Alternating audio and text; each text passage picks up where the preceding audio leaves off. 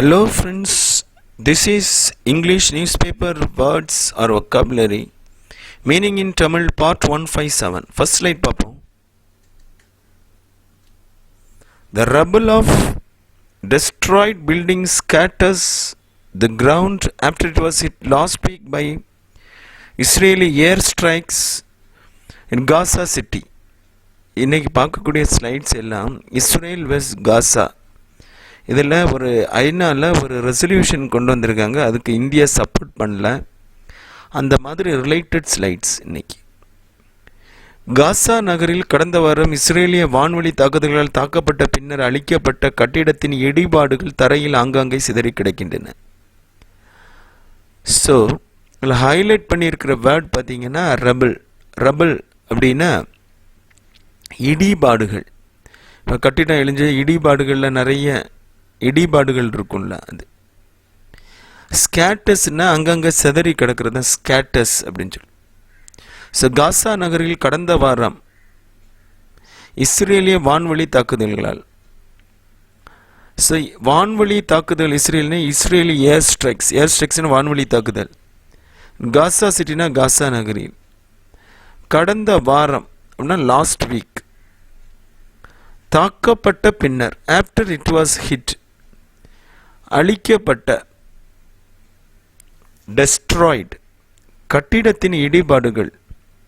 So அழிக்கப்பட்ட கட்டிடத்தின் இடிபாடுகள். The rubble of destroyed building. டெஸ்ட்ராய்னா அழிக்கப்பட்ட, ரபிள்னா இடிபாடுகள் தரையில் ஆங்காங்கே சிதறி கிடக்கின்றன. Scatters on the ground. Scatters the ground. அந்த கிரவுண்ட்லன்னா அங்கங்கே சிதறி கிடக்கின்றன தரையில். நெக்ஸ்ட் ஸ்லைட் பார்ப்போம்.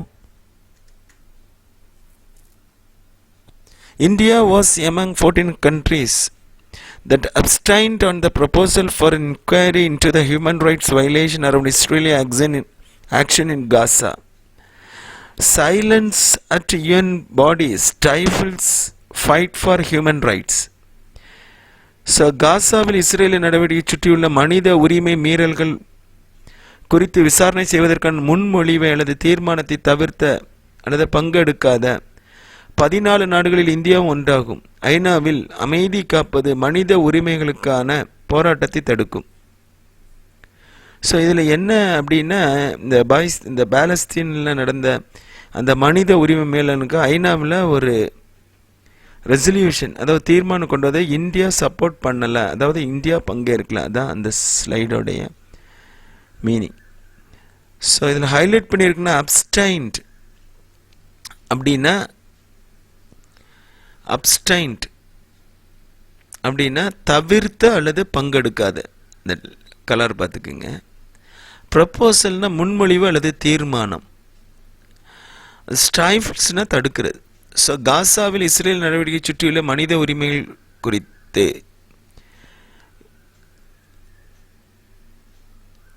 ஸோ இன் காசா இஸ்ரேலிய ஆக்ஷன் இன் காசா. அப்போனா ஹியூமன் ரைட்ஸ்னா மனித உரிமை வயலேஷனை மீறல்கள், அதாவது மனித உரிமை மீறல்கள் அரவுண்ட் இஸ்ரேல் ஆக்ஷன் இன் காசானா காசாவில் இஸ்ரேல் நடவடிக்கை சுற்றியுள்ள, இஸ்ரேலிய நடவடிக்கைனா இஸ்ரேலிய ஆக்ஷன். அரவுண்ட் இன் காசானா காசாவில் அந்த இஸ்ரேலிய நடவடிக்கையை சுற்றியுள்ள மனித உரிமை மீறல ஹியூமன் ரைட்ஸ் வயலேஷன் குறித்து விசாரணை செய்வதற்கான முன்மொழிவு. என்கொயரி விசாரணை செய்வதற்காக, ப்ரப்போசல்னா முன்மொழிவு அல்லது தீர்மானம், தவிர்த்து அல்லது பங்கெடுக்காதுன்னா அப்ஸ்டைன்ட். 14 நாடுகளில் இந்தியா ஒன்றாகும். India was among 14 countries. So ஐநாவில் அமைதி காப்பது. சைலன்ஸ் அட் யூஎன் பாடினா பாடினா அமைப்பில் அப்படின்னு சொல்லணும். ஐநாவின் அமைப்பில், ஐநாவில். சைலன்ஸ்னா அமைதி காப்பது. மனித உரிமைகளுக்கான, அதாவது ஹியூமன் ரைட்ஸ் போராட்டத்தை தடுக்கும். அதாவது ஃபைட்னா போராட்டம், ஸ்டைஃபிள்ஸ் அப்படின்னா தடுக்கும். நெக்ஸ்ட் ஸ்லைட் பார்ப்போம். If the root cause of the injustice that befell the Palestinian people and their dispossession displacement, colonization, oppression and violation of their human right by Israel are not prioritized. பாலஸ்தீன மக்களுக்கு ஏற்பட்ட அநீதிகளுக்கான மூல காரணங்கள் மற்றும் அவர்களின் வெளியேற்றம், இடம்பெயர்வு, மக்கள் மீது குடியேறுவதற்கு கட்டுப்பாட்டை ஏற்படுத்துவதற்குள்ள நடவடிக்கை, ஒடுக்குமுறை மற்றும் இஸ்ரேலால் அவர்களின் ஒவ்வொரு மனித உரிமை மீறல் ஆகியவையாகும். முன்னுரிமை செய்யப்படாவிட்டால், அதாவது இதோடைய நெக்ஸ்ட் ஸ்லைட் கண்டினியூஷன் வரும், ஸ்பேஸ் இல்லாதனால நெக்ஸ்ட் ஸ்லைட் கண்டினியூஷனில் வரும். ஸோ இதில் என்ன சொல்லியிருக்காங்கன்னா, ஏன் அவங்க என்ன ரூட் காஸ் அதை பற்றி சொல்லியிருக்காங்க. ஸோ இதில் ஹைலைட் பண்ணியிருக்க இன்ஜஸ்டிஸ் அப்படின்னு பார்த்தீங்கன்னா, இன்ஜஸ்டிஸ் அநீதி, பெஃபல்னா ஏற்பட்ட, அது இன்ஜஸ்டிட் தட் பெஃபல்னா ஏற்பட்ட அநீதிக்கான. ஸோ டிஸ்பொசஷன் அப்படின்னா வெளியேற்றம், இதில் இந்த ப்ராக்கெட் க்ளோஸ் பண்ணிடுங்க, மற்றும் அவர்களின், அதில் அண்ட் தேரில் க்ளோஸ் பண்ணல, இதில் மற்றவர்களை க்ளோஸ் பண்ணிடுங்க. வெளியேற்றம் டிஸ்பொசஷன், டிஸ்பிளேஸ்மெண்ட் இடம்பெயர்வு, கொலனைசேஷன் அப்படின்னா ஸோ மக்கள் குடியேறுவதற்கு சில கட்டுப்பாடுகள், மக்கள் மீது கட்டுப்பாடு உள்ள நடவடிக்கை கொலனைசேஷன். இப்போ அந்த நாட்டில் குடியேறும்போது அவங்களுக்கு சம் கட்டுப்பாடுகள் உள்ள நடவடிக்கைகள், மக்கள் மீது சில கட்டுப்பாடுகள் குடியேறுவதற்கு, அந்த மாதிரி நடவடிக்கைகள் தான் கொலனைசேஷன். அப்ரஷன் ஒடுக்குமுறை, violation of every human right by Israel, அதாவது இஸ்ரேலால் அவர்கள் ஒவ்வொரு மனித உரிமை மீறல். ஆர் நாட் ப்ரையாரிட்டைஸ்ட் அப்படின்னா முன்னுரிமை செய்யப்படாவிட்டால், நாட் ப்ரையாரிட்டைஸ்ட்னா ஸோ இது எல்லாத்தையுமே முன்னுரிமை செய்யலைன்னா. நெக்ஸ்ட் ஸ்லைட் பார்ப்போம். ஸோ அதோட கண்டினியூஷன் ஸ்லைடு இது. அல் Malik said the situation will not only remain volatile but will continue deteriorating with far-reaching and grave repercussions.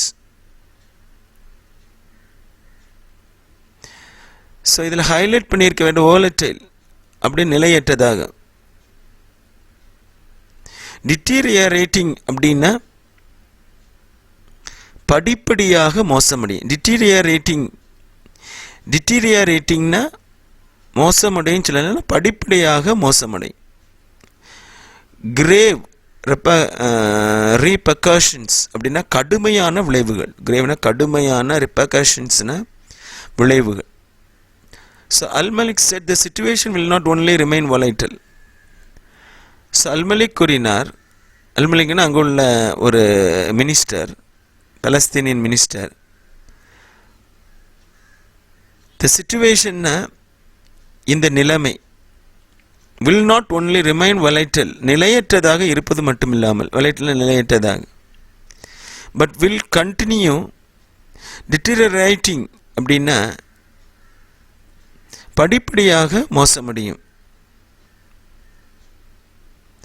with far reaching தொலைதூர மற்றும் grave repercussion அப்படின்னா repercussions கடுமையான விளைவுகள். கிரேவ்னா கடுமையான, ரீபர்கஷன்ஸ்னா விளைவுகள்.